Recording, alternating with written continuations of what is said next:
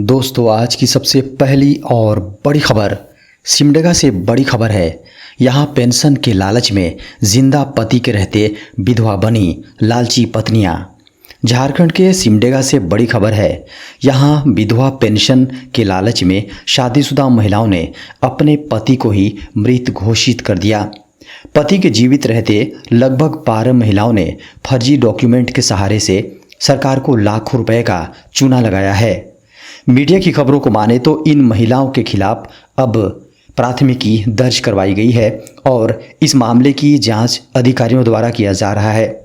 बता दें कि इस पूरे फर्जीवाड़े का खुलासा तब हुआ जब सिमडेगा जिले के ठेठाई टांगर प्रखंड के बीडीओ ने क्रॉस वेरिफिकेशन किया।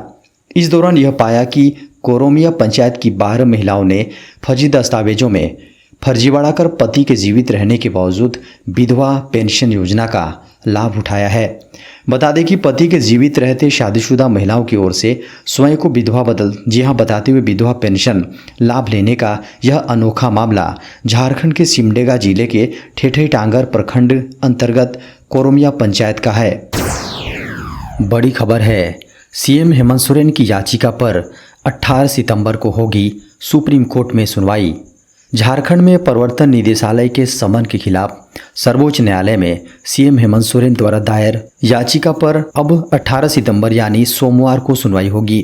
हालांकि सुनवाई 15 सितंबर को होनी थी, लेकिन हेमंत सोरेन के अधिवक्ता ने स्वास्थ्य खराब होने के कारण मामले की सुनवाई 1 सप्ताह के लिए टालने का आग्रह किया, जिसे एक्सेप्ट करते हुए कोर्ट ने इस मामले की अगली सुनवाई सोमवार यानी 18 सितंबर को रखी गई है।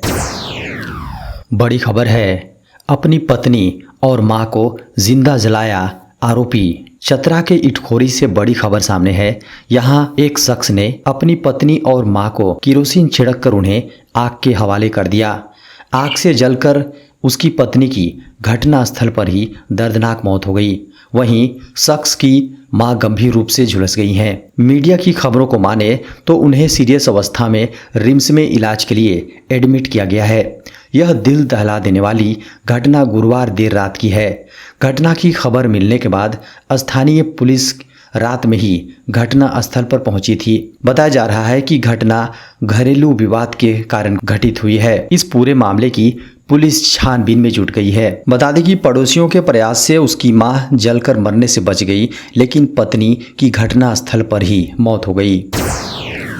झारखंड के गरीबों को मिलेगी बड़ी राहत, केंद्र ने जारी किया 5000 टन अनाज। केंद्र सरकार ने झारखंड के गरीबों के लिए 5000 टन, जी हां 5000 मीट्रिक टन अनाज जारी कर दिया है। इसके बाद झारखंड में राष्ट्रीय खाद्य सुरक्षा कानून के अंतर्गत आच्छादित 2 करोड़ 64 लाख लाभुकों के बीच अगस्त महीने का अनाज वितरण शुरू हो गया है। झारखंड में 2 करोड़ 64 लाख लाभुकों के बीच प्रत्येक महीने 145 मीट्रिक टन अनाज का वितरण किया जाता है, लेकिन अगस्त से लगभग 1.25 करोड़ लोगों के बीच अनाज नहीं पहुंचा था, क्योंकि केंद्र ने झारखंड को 74,000 मीट्रिक टन अनाज का आवंटन रोक दिया था, जिसके कारण से अगस्त में 1 करोड़ 25 लाख से अधिक लाभुकों को अनाज नहीं मिला। बता दें कि केंद्र सरकार लाभुकों को हर महीने 5 किलो अनाज देती है। केंद्र का दावा था कि झारखंड को हर महीने आवश्यक अनाज आवंटित किया गया है, लेकिन 74,000 मीट्रिक टन अनाज का राज्य के पास कोई हिसाब नहीं है। इसका राज्य हिसाब स्पष्ट करे तभी आगे अनाज वितरण होगा। बड़ी खबर है, कल यानी 17 सितंबर को पीएम मोदी विश्वकर्मा योजना की करेंगे शुरुआत। देश के प्रधानमंत्री नरेंद्र मोदी 17 सितंबर यानी रविवार को विश्वकर्मा जयंती के मौके पर कारीगरों और शिल्पकारों के पारंपरिक कौशल को बढ़ावा देने वाली पीएम विश्वकर्मा योजना की शुरुआत करेंगे। केंद्र सरकार ने पीएम विश्वकर्मा योजना को शुरू करने की घोषणा केंद्रीय बजट 2023-24 में की थी। इस योजना के लिए वित्त वर्ष 2023-24 से वित्त वर्ष 2027-28 तक वित्तीय परिव्यय 13,000 करोड़ रुपए रखा गया है। इस योजना का उद्देश्य अपने हाथों और औजारों से काम करने वाले कारीगरों और शिल्पकारों द्वारा पारंपरिक कौशल के अभ्यास को बढ़ावा देना और मजबूत करना, साथ ही गुणवत्ता के साथ साथ उनके उत्पादों और सेवाओं की पहुंच में सुधार करना भी है। बड़ी खबर है, झारखंड में डेंगू के मिले 36 मरीज। पूरे झारखंड में डेंगू और चिकनगुनिया के पेशेंट्स की संख्या बढ़ रही है। शुक्रवार को झारखंड के डेंगू के पूरे झारखंड में डेंगू के 333 संदिग्ध मामले मिले हैं। जांच में 36 में डेंगू की पुष्टि की खबर है। वहीं चिकनगुनिया के भी 134 संदिग्ध मरीज पाए गए हैं। इनमें 79 मरीजों ने जांच कराई, जिसमें 12 में चिकनगुनिया की पुष्टि हुई है। खबरों को माने तो पूर्वी सिंहभूम में सबसे ज़्यादा डेंगू के 98 संदिग्ध मामले हैं। इनमें 8 में डेंगू की पुष्टि की खबर है। वहीं झारखंड की राजधानी रांची में डेंगू के 37 संदिग्ध मरीज मिले हैं। बड़ी खबर है, आयुष्मान भव अभियान देश में 2 दिनों में बनाए गए 1 लाख से अधिक कार्ड। देश की राष्ट्रपति द्रौपदी मुर्मू ने बुधवार यानी 13 सितंबर को आयुष्मान भव अभियान की शुरुआत की थी। वहीं इस अभियान की शुरुआत के 2 दिनों के अंदर ही 1 लाख से अधिक आयुष्मान कार्ड बनाए जा चुके हैं। ऐप के माध्यम से 1 लाख आयुष्मान कार्ड बनने पर मनसुख मांडविया ने एक्स पर पोस्ट करते हुए लिखा, आयुष्मान भव अभियान की शुरुआत में 2 दिनों के अंदर आयुष्मान ऐप के माध्यम से 1 लाख से अधिक आयुष्मान कार्ड बनाए गए। पीएम मोदी जी के नेतृत्व में सबकी स्वास्थ्य सुरक्षा हो रही और अधिक प्रबल। बता दें कि आयुष्मान भव अभियान 2 अक्टूबर तक चलेगा। इस दौरान गांव में स्वास्थ्य मेले का आयोजन भी किया जाएगा।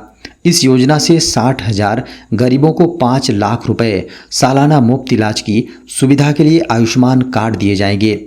साथ ही अंगदान के लिए भी लोगों को प्रोत्साहित किया जाएगा। 19 सितंबर को सूरज की ओर रवाना होगा आदित्य L1। देश की अंतरिक्ष आधारित सौर वेधशाला आदित्य L1 को आगामी 19 सितंबर को सूर्य की ओर रवाना किया जाएगा। भारतीय अंतरिक्ष अनुसंधान संगठन इसरो ने शुक्रवार को कहा कि अगले मैनोवर में 19 सितंबर को लगभग 2 बजे तड़के पृथ्वी की कक्षा से विदा होकर भारत की सौर वेधशाला Aditya L1 Lagrangian point L1 की ओर बढ़ेगी। इसरो के अनुसार शुक्रवार तड़के 2:15 में आदित्य L1 की कक्षा का चौथा सफल उन्नयन किया गया। इसरो के अनुसार आदित्य L1 अब 256 किलोमीटर गुना 1,21,973 किलोमीटर की अपनी नई कक्षा में है। इसरो ने कहा कि अगले मैनोवर में 19 सितंबर को लगभग 2 बजे तड़के पृथ्वी की कक्षा से विदा होकर वेधशाला लैग्रेंजियन पॉइंट की ओर बढ़ेगी। बता दें कि अंतरिक्ष एजेंसी ने बताया कि मॉरिशस, बेंगलुरु, श्रीहरिकोटा स्थित सतीश धवन अंतरिक्ष केंद्र और पोर्ट ब्लेयर में इसरो के ग्राउंड स्टेशनों ने इस ऑपरेशन के दौरान उपग्रह को ट्रैक किया, जबकि वर्तमान में आदित्य L1 के लिए फिजी द्वीप समूह में एक परिवहनीय टर्मिनल पोस्ट बर्न ऑपरेशन प्रक्रिया में सहयोग करेगा। सितंबर की बारिश से हो सकती है महंगाई में राहत। सितंबर महीने में आम लोगों को महंगाई से राहत मिलने की संभावना है। अगले महीने जब खुदरा महंगाई के आंकड़े जारी होंगे तो यह आंकड़ा 6% से कम हो सकता है। इसकी वजह सितंबर में देश में होने वाली बारिश है। इससे चावल और सोयाबीन का प्रोडक्शन बढ़ सकता है, जिससे चावल ने न सिर्फ राष्ट्रीय स्तर पर बल्कि इंटरनेशनल लेवल पर भी सरकारों और आम लोगों को चिंता में डाल दिया था।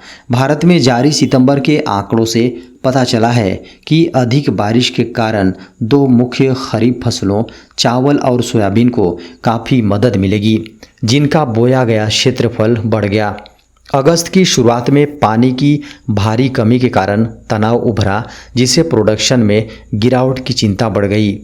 चावल एवं सोयाबीन के क्षेत्रफल में वृद्धि। सरकारी आंकड़ों के अनुसार 8 सितंबर तक चावल की बुआई का रकबा साल दर साल 2.7% बढ़कर 40.3 मिलियन हेक्टेयर हो गया, जबकि सोयाबीन की बुआई का रकबा 1.3% बढ़कर 12.54 मिलियन हेक्टेयर हो गया। बड़ी खबर है, कोरोना के सक्रिय मामलों में एक बार फिर दर्ज की गई वृद्धि। भारत में कोविड-19 के सक्रिय मामलों में कमी आई। 15 सितंबर 2023 को सक्रिय मामलों की संख्या 541 के आसपास बनी हुई है। 14 सितंबर 2023 की सुबह 8 बजे केंद्रीय स्वास्थ्य एवं परिवार कल्याण मंत्रालय द्वारा जारी आंकड़ों को माने तो देश में सक्रिय मामलों की संख्या 531 थी, जबकि 13 सितंबर 2023 को इनकी संख्या 537 दर्ज की गई। स्वास्थ्य मंत्रालय द्वारा जारी आंकड़ों को माने तो पिछले 24 घंटों में 60 नए मामले सामने आए हैं, जबकि 50 लोग कोविड-19 से रिकवर हुए हैं। पिछले 24 घंटों में महामारी से किसी की मौत की खबर नहीं है। भारत में कोविड-19 से मरने वालों का आंकड़ा 5,32,029 दर्ज किया गया है। इससे पहले 14 सितंबर को 58 नए मामले सामने आए थे, जबकि 13 सितंबर को 97 नए मरीज मिले थे, जबकि 1 नवंबर 2022 को 1046 नए मामले सामने आए थे। महाराष्ट्र सक्रिय मामलों के मामले में सबसे ऊपर है। इसके बाद पश्चिम बंगाल, उत्तर प्रदेश, केरल में सबसे ज़्यादा मामले सक्रिय हैं। भले ही विश्व स्वास्थ्य संगठन के आंकड़ों में अमेरिका में कोरोना के नए मामलों का जिक्र नहीं किया गया है, लेकिन न्यूयॉर्क टाइम्स के अनुसार अमेरिका में कोविड-19 का खतरा पूरी तरह टला नहीं है। गर्मियों के साथ ही कहीं ज़्यादा लोग कोरोना वायरस की चपेट में आ रहे हैं।